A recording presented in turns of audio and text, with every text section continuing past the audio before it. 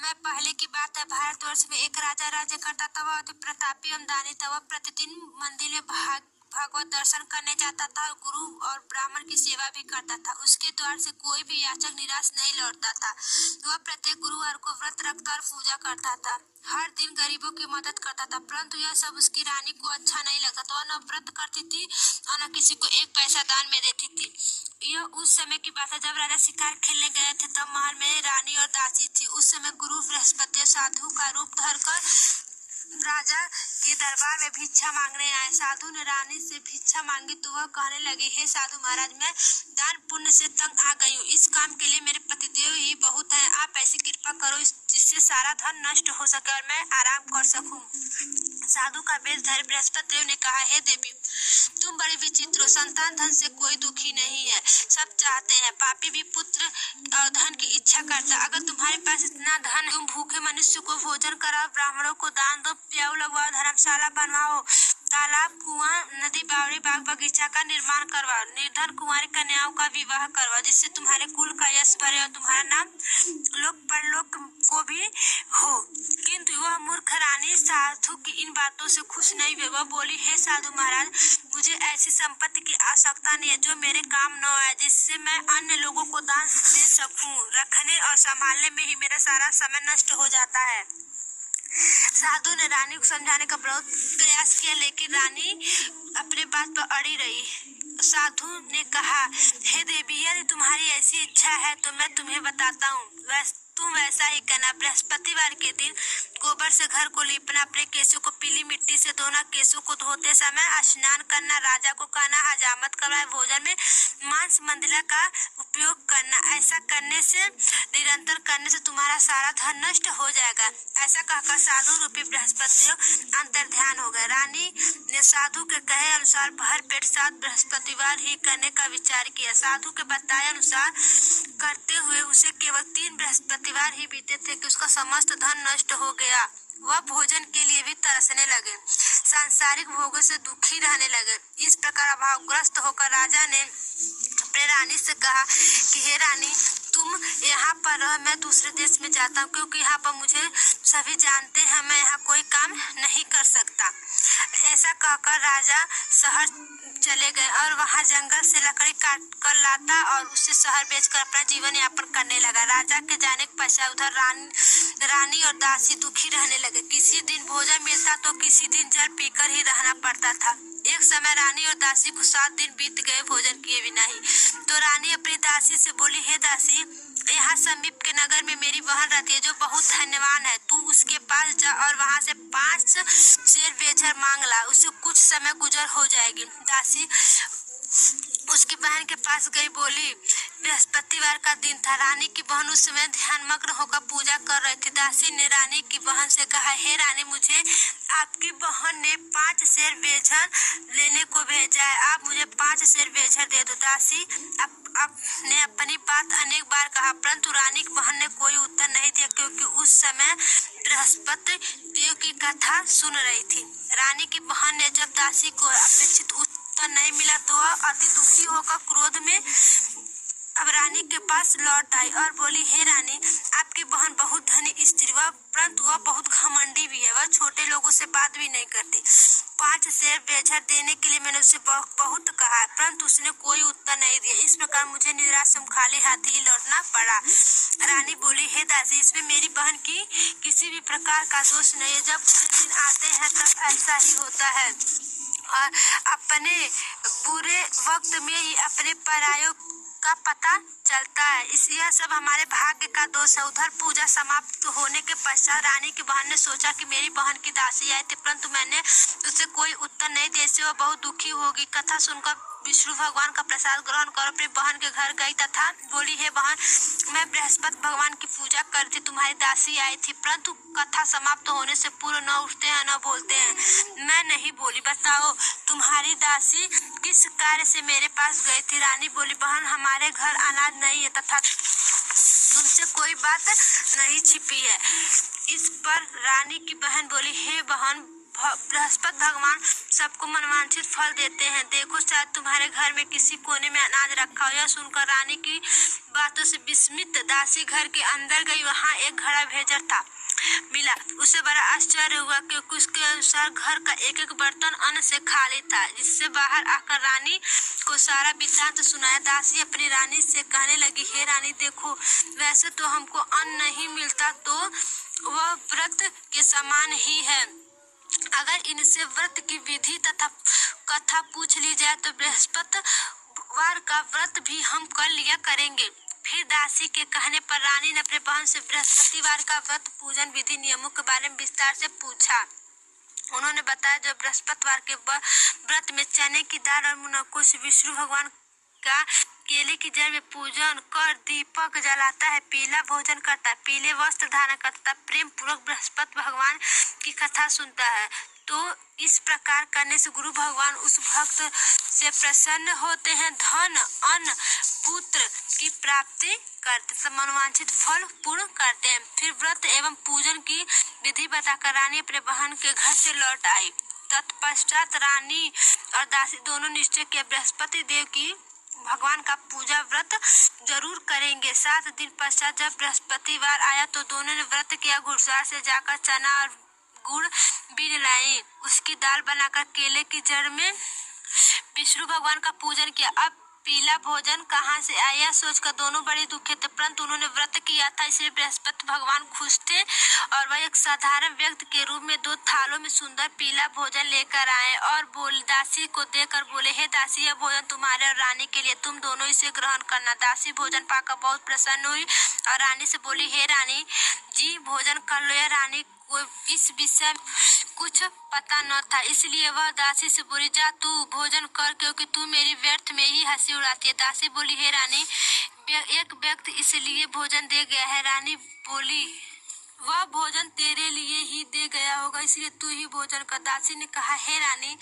व्यक्ति हम दोनों के लिए 2 थालों में भोजन देकर गया, अतः मैं आप दोनों ही साथ भोजन करेंगे। फिर दोनों ने गुरु भगवान को धन्यवाद एवं नमस्कार करते हुए भोजन प्रारंभ किया। उसके बाद दोनों प्रत्येक बृहस्पतिवार को गुरु भगवान का व्रत कर पूजन करने लगे। बृहस्पति भगवान की कृपा से उन दोनों की भोजन एवं धन की कमी दूर हो गई, परंतु रानी पुनः पहले जैसे आलस्य करने लगी। तब दासी ने कहा, हे रानी, आप पहले भी इसी प्रकार से आलस्य करती थी। आपको धन संभालने एवं दान देने से कष्ट होता था, इसी कारण सभी धन नष्ट हो गए।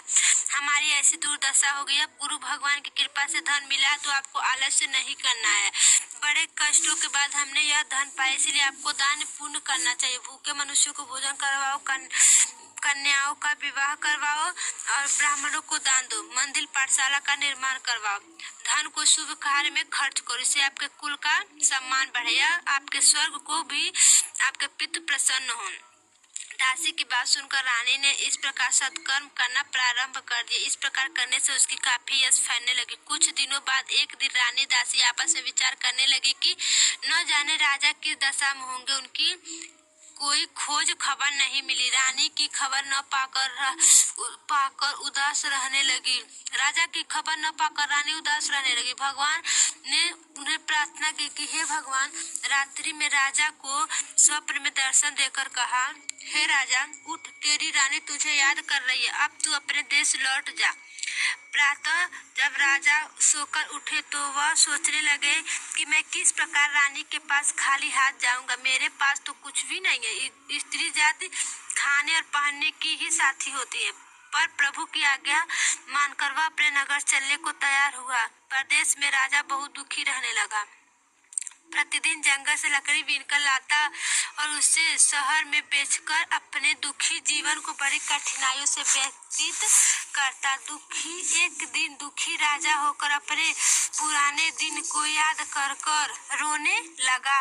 उस जंगल में बृहस्पति देव एक साधु का रूप धर कर आए और राजा से बोले, हे लकड़हारे, तुम इस बियावन जंगल में किस चिंता में बैठे हो, मुझे बतलाओ। यह सुनकर राजा की आंखों में आंसू भरे। वह साधु को प्रणाम कर बोला। तब साधु रूप में भगवान राजा से बोले, हे राजन, तुम्हारी पत्नी ने बृहस्पतिवार के दिन बृहस्पति देव का अपमान किया था, जिसके कारण तुम्हारी यह दुर्दशा हुई। अब तुम किसी प्रकार की चिंता मत करो, भगवान तुम्हें पहले से अधिक धन प्रदान करेंगे। देखो, तुम्हारी रानी ने बृहस्पति भगवान का व्रत प्रारंभ कर दिया। अब तुम भी बृहस्पतिवार का व्रत करके चने की दाल और गुड़ जल में लोटे में डालकर केले का पूजा करो, फिर कथा कहो या सुनो, भगवान तुम्हारी सभी इच्छाओं की पूर्ति करेंगे। साधु के वचन को सुनकर राजा बोले, हे प्रभु, मुझे लकड़ी बेचने के पश्चात इतना धन नहीं मिलता कि मैं भोजन करने के उपरांत कुछ भी बचा सकूं। मैं रात्रि में अपनी रानी को व्याकुल व्यतीत देखा है। मेरे पास कोई साधन है जिससे मैं उसका समाचार भी जान सकूं। इसके अतिरिक्त मैं बृहस्पति देव की कथा भी नहीं जानता। इसके यह कहकर सुनकर मैं व्रत धारण कर भगवान बृहस्पति भगवान का पूजन कर सकूं। साधु ने कहा, हे राजा, तुम किसी बात की चिंता न करो। बृहस्पतिवार के दिन तुम नित्य की भांति लकड़ी लेकर शहर में जाओ। तुम्हें रोज से दोगुना धन प्राप्त होगा, जिससे तुम भली भांति भोजन कर लोगे तथा गुड़ एवं चने का प्रसाद खरीद कर बृहस्पति भगवान की पूजा भी कर सकते हो। और बृहस्पति भगवान ने राजा से बोला कि हे राजन, कथा इस प्रकार है। प्राचीन समय में बहुत ही निर्धन ब्राह्मण था। उसकी कोई संतान न थी। ब्राह्मण नित्य पूजा पाठ करता। वह स्वभाव से दयालु धार्मिक विचार वाला था, परंतु उसकी पत्नी बहुत मलिनता से रहती। वह न स्नान करती और न ही पूजा पाठ करती। वह अपनी पत्नी को बहुत समझाते थे, किंतु कोई परिणाम न निकला। भगवान की कृपा से ब्राह्मण स्त्री के वहाँ एक कन्या उत्पन्न हुई। कन्या ब्राह्मण देवता के घर बड़ी होने लगी। वह प्रातः काल स्नान कर विष्णु भगवान का जप करती और व्रत भी करने लगी। पूजा पाठ समाप्त होने पर पाठशाला जाती और एक मुट्ठी जौ भर कर ले जाती। पाठशाला जाने वाले रास्ते में डालती जाती। भगवान की विष्णु की कृपा से वह जौ स्वर्ण में हो जाते। लौटते समय उसे बीनकर घर लाती। एक दिन बालिका सूप में उन सोने के जौ को फटक कर साफ कर रही थी। तभी उसकी माँ की नजर पड़ गया और बोली, हे बेटी, सोने के जौ को फटकने के लिए सोने का भी सूप हो तो अच्छा है। दूसरे दिन बृहस्पतिवार का दिन था। कन्या ने व्रत रखा और भगवान बृहस्पति देव से प्रार्थना की, हे प्रभु, यदि मैंने सच्चे मन से श्रद्धा पूर्वक आपका पूजन व्रत किया हो तो कृपया मुझे सोने का सूप दे दो। बृहस्पति देव ने उसकी प्रार्थना स्वीकार कर ली। नित्य की बात वह कन्या जौ फैलाती हुई पाठशाला चली गई। पाठशाला से लौटते समय जौ बीन रही थी, तभी रास्ते में से विष्णु देव ने सोने का जौ प्राप्त करवा दिया। उस सोने को सूप को घर लाई और वह सोने के सूप से साफ करने लगी। एक दिन कन्या सोने के सूप में जौ साफ कर रही थी। उसी समय अचानक उस नगर का राजकुमार वहां से निकला और कन्या के इस रूप में कार्य करते देख राजकुमार कन्या पे मोहित हो गया। राजमहल में लौटकर अन्न जल त्याग कर उदास होकर बैठ गए। राजा ने अपने पुत्र द्वारा अन्न जल त्यागने का समाचार प्राप्त हुआ तो वह अपने मंत्रियों के साथ राजकुमार के पास गए और बोले, हे बेटा, तुम्हें किस बात का दुख है? किसी ने तुम्हारा अपमान किया था? कोई और कारण है? मुझे बताओ, मैं वही करूंगा जिससे तुम प्रसन्न हो जाओ। राजकुमार ने अपने पिता की बातें सुनी तो वह कारण बताया। आपकी कृपा से मुझे कोई कष्ट नहीं है। किसी ने मेरा अपमान नहीं किया है, परंतु मैं उस कन्या के साथ विवाह करना चाहता हूँ जो सोने के सूप में जौ फटक रही थी। यह सुनकर राजा आश्चर्य में पड़ गया और बोला, हे राजकुमार, इस तरह का कन्या का पता लगाओ। मैं तुम्हारा विवाह उसके साथ अवश्य करवाऊंगा। तब राजकुमार ने प्रसन्न होकर राजा को उस कन्या के घर का पता बताया। राजा के आदेश पर मंत्री उस कन्या के घर गया और राजा का और उस ब्राह्मण को राजा का आदेश सुनाया। कुछ ही दिन बाद ब्राह्मण कन्या का विवाह कर राजकुमार के साथ भेज दिया। घर से कन्या का विदा होते ही ब्राह्मण के घर पहले की तरह निर्धनता वास करने लगी। भोजन के अनाज के लिए मुश्किल होने लगी। एक दिन दुखी होकर ब्राह्मण देवता अपनी बेटी से मिलने गए। बेटी पिता की ऐसी अवस्था को देखकर अत्यंत दुखी हुई। उसने अपनी माँ का समाचार पूछा। ब्राह्मण ने पुत्री को सभी हाल कह सुनाया। पुत्री अपने पिता को बहुत सा धन देकर विदा किया। इस प्रकार ब्राह्मण का कुछ समय सुख पूर्वक व्यतीत हुआ, लेकिन धन समाप्त होते ही स्थिति पूर्णतः हो गई। ब्राह्मण फिर अपने पुत्री के वहां गया और उसने सभी हाल सुनाया। पुत्री बोली, हे पिताजी, आप अपने साथ माता जी को यहाँ लिवाए आओ, मैं उन्हें विधि बता दूंगी जिससे दरिद्रता दूर हो जाएगी। ब्राह्मण देवता अपनी पत्नी के साथ राजमहल में पुत्री के पास पहुंचे तो पुत्री ने माँ को समझाने लगी, हे माँ, तुम सुबह उठकर सर्वप्रथम स्नान आदि करके भगवान विष्णु का पूजन किया करो, तो अब तुम्हारी सब निर्धनता दूर हो जाएगी। परंतु माँ ने उसकी एक न मानी। वह सुबह उठकर सर्वप्रथम पुत्री का बच्चा जूठन खा लेती। एक दिन उसकी बेटी को अपनी माँ पर बहुत गुस्सा आया। उसने एक रात कोठरी का सारा सामान निकालकर अपनी माँ को उसमें बंद कर दिया। प्रातः काल कोठरी से अपनी माँ को निकालकर स्नान आदि कराकर पूजा पाठ कराया तो उसकी माँ की बुद्धि ठीक होने लगी, जिसके बाद वह प्रतिदिन पूजा पाठ करती है। प्रत्येक बृहस्पतिवार को व्रत रखती। इस प्रकार व्रत के प्रभाव से उसकी माँ भी अत्यंत धनवान पुत्रवान हो गई और बृहस्पति देवता की कृपा से वृद्धावस्था में मृत्यु को प्राप्त हो गई और स्वर्ग में गई। वह ब्राह्मण देवता भी सुख पूर्वक इस लोक का सुख भोग कर स्वर्ग को प्राप्त हुआ। इस प्रकार कहानी कहकर साधु देवता वहां से अंतर्ध्यान हो गए। धीरे धीरे समय बीत गया तथा बृहस्पतिवार का दिन आ गया। लकड़हारा रूपी राजा जंगल से लकड़ी काटकर किसी शहर में बेचने गया। आज उसे और अधिक धन मिला। राजा ने चना गुड़ आदि लाकर भगवान विष्णु का पूजन किया तथा बृहस्पतिवार का व्रत किया। उस दिन से उसके सभी कष्ट दूर हो गए। परंतु अगले बृहस्पतिवार को यह व्रत करना भूल गए। इस कारण बृहस्पति भगवान उससे रुष्ट हो गए और उस दिन नगर के राजा ने एक विशाल यज्ञ का आयोजन किया तथा अपने समस्त राज्य में घोषणा की कि कोई भी मनुष्य अपने घर भोजन न बनवाए और न आग जलाए। सब लोग हमारे वहाँ भोजन करने आए। इस आज्ञा को जो नहीं मानेगा उसको सूली पर लटका दिया जाएगा। राजा की आज्ञा अनुसार राज्य के सभी निवासी राजा के यहाँ भोजन में सम्मिलित होने गए। परंतु लकड़हारा कुछ विलंब से पहुंचा, इसलिए राजा उसे भोजन कराने अपने साथ महल में ले गए। जब राजा लकड़हारे को भोजन करा रहे थे तो रानी की दृष्टि खूंटी पर पड़ी जिस पर उसकी नौलखा हार टंगी हुई थी। उसे हार खूंटी पर लटका नहीं दिखाई दिया। रानी को निश्चय हो गया कि मेरा हार इस लकड़हारे ने ही चुरा लिया है।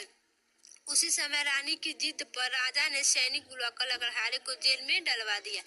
जेल खाने में बंद राजा लकड़हारा बहुत दुखी होकर विचार करने लगा कि न जाने कौन से पूर्व जन्म के कुकर्म से मुझे यह दुख प्राप्त हुआ। जेल के अंदर लकड़हारा भगवान बृहस्पति देव को याद करने लगा। तब साधु रूपी बृहस्पति देव वहाँ पर प्रकट हो गए और बोले, अरे मूर्ख, तूने तो बृहस्पतिवार के दिन व्रत करना ही भूल गए, इसी कारण तुझे दुख प्राप्त हुआ है। अब किसी भी प्रकार की चिंता मत कर। बृहस्पतिवार के दिन जेल खाने के दरवाजे पे तुझे 4 पैसे मिले पड़ेंगे। तू उन पैसों से प्रसाद मंगाना, भगवान बृहस्पति का पूजन कथा करना, तब प्रसाद स्वयं भी ग्रहण करना, दूसरों को भी खिलाना। इस प्रकार करने से तुम्हारे कष्ट दूर हो जाएंगे। अगले बृहस्पतिवार राजा को जेल के द्वार पर 4 पैसे मिले। राजा ने पूजा का सामान मंगवा कर कथा कही और प्रसाद बांटा। उसी रात बृहस्पति भगवान ने स्वप्न दिखाया कि हे राजा, तू जिस आदमी को जेल खाने में बंद कर रखा है वह निर्दोष है, वह राजा है, उसे छोड़ दे। रानी का नौलखा हार उसी खूंटी पर टंगा हुआ। अगर तू ऐसा नहीं करेगा तो मैं तेरे धन को नष्ट कर दूंगा। राजा सुबह उठा और खूंटी पर हार देखकर लकड़हारे को बुलाया, उसे क्षमा याचना की तथा राजा को योग्य सुंदर वस्त्र आभूषण भेंट कर उसे विदा किया। बृहस्पति देव की आज्ञा अनुसार राजा अपने नगर को चल दिया। जब वह नगर के निकट पहुंचा तो उसे बहुत आश्चर्य हुआ। वह पहले से अधिक तालाब, बाग बगीचा, कुएं, धर्मशालाएं, मंदिर आदि बने हुए थे। राजा ने जब नगरवासियों से पूछा बाग बगीचा धर्मशाला के बारे में, तब उन्होंने रानी और बनवाए गए हैं। राजा को बहुत आश्चर्य हुआ, परंतु क्रोध भी आया। जब रानी की यह खबर सुनी कि राजा आ रहे हैं तो दासी से कहा, हे दासी, देख, राजा हमें अति दीन अवस्था में छोड़ गए थे। हमारी ऐसी हालत देखकर कहीं वह द्वार पर से ही न लौटे, इसलिए तू द्वार पर खड़ी हो जा। रानी की आज्ञा दासी के दरवाजा पर खड़ी हो गई। राजा आए तो उन्हें अपने साथ महल ले आया। तब राजा ने क्रोध करके अपनी तलवार निकाली। रानी से पूछा, बताओ इतना सारा धन तुम्हें कैसे और किससे प्राप्त हुआ है? तब रानी ने बताया कि यह सब हम धन बृहस्पति देव के व्रत के प्रभाव से प्राप्त हुआ है।